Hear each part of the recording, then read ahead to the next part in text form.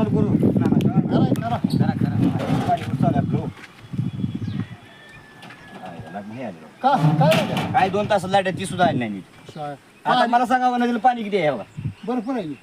हे पाणी साधारण बघा 20 दिवस ते 22 दिवस पाणी पुरते नदी जाता. आम्ही भेवणादी काटाला कवठळी गावातल्या हे पाणी साधारण 1.5 महिने जाते.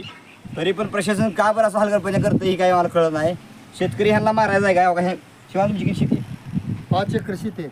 ह्यांची शेती आहे माळावर. गावात त्यांची मोटर आहे. पाणी पेना अध्यक्ष पाणी पेना आणि मोटर चालू केल्या तिथं वर जाय पण तासभर लागते अर्धा तास लागतो पाणी जायला. आणि 2 तास लाईटीत काय बघायचं आहे? काय व्हायचं? तुमची किती आहे वैभव? 50 एकर ऊस आहे, हा लाईटच नाही. बर कसं भिजवायचं आणि काय करायचं? ऊस आता पण जळायला 50 लागलाय. हो अध्यक्ष असं वाटायला लागले की मोठ्या बिटरा सगळ्यांना ती सोडून द्यावं नाही आणि खरायला निवांत बसा वाटायला लागले. इतकं माहिती आला ह्याचा. सरकारला आंदोलन भाषा कळत नाही, निवेदन भाषा कळत नाही. मग शेतकरी महाराज आहे का तुम्हाला? एक नाही सगळं आहे म्हणून कट सगळा बंद करा आणि आमचं पंचनामा लाईट सोडू नका करा. आम्हाला. कसली सोडू नका.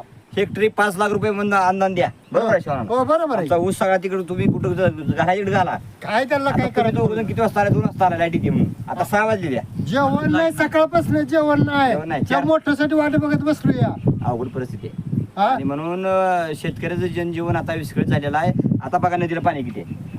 बघा हे भरपूर पाणी. आहे. काय असं बघून काय करावं त्याला? पोटात आग पडते अक्षरशः पाणी बघितल्यावर. आता मला तर वाटतंय मोठ ते पूर्वीच्या काळाची मोठ होते का ते पखालीन पाणी नेऊन शेतातला देवा लागते अशी परिस्थिती झाली.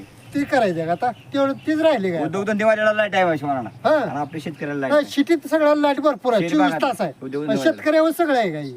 हा सकाळपासून बिगरा आणा पाण्यात बसलो इथं. पोटात आण सुद्धा नाही. आणि तास लाईट आणि कुठं 2 तास 8 तास लागते पाणी जायला. लागते हा आणि पाणी पडायचं किती आणि कसं जगायचं कसं? ही मोटरा बिटरा त्या शासनाला म्हणा सगळं गोळा करा आणि घेऊन जावा. 2 तासात 2-3 वेळा टिप होत असेल लाईट साधारण. कशाचं लाईट आहे, काय फ्यूज गेली, लिंक गेली, परमिट घेतलं, हे सारखं चालूच आहे. पाणी राहण्यातच तर लाईट जाते. शेतकऱ्याला वाली नाही बघा कोण राहिला. आणि सोलापूर जिल्ह्याचे पालकमंत्री, तुम्ही जिल्ह्याचे पालक आहात. आमचं पालन पोषण करण्याऐवजी तुम्ही शोषण करताय. जिल्हाधिकारी साहेबांना सांगताय की 2 तासाचा लाईटचा फतवा काढा. आणि शेतकऱ्याची अवस्था इतकी बिकट झाली या भागामध्ये. आज कवठळी परिसरातील शेतकऱ्याची तुम्ही अवस्था बघितलेली आहे. अतिशय कठीण प्रसंगाला इथले शेतकरी त्या ठिकाणी सामोरं जात आहेत. नदीला पाणी असं सुद्धा लाईट सोडली जात नाहीत. 2 तासामध्ये शेती पिकते का साहेब?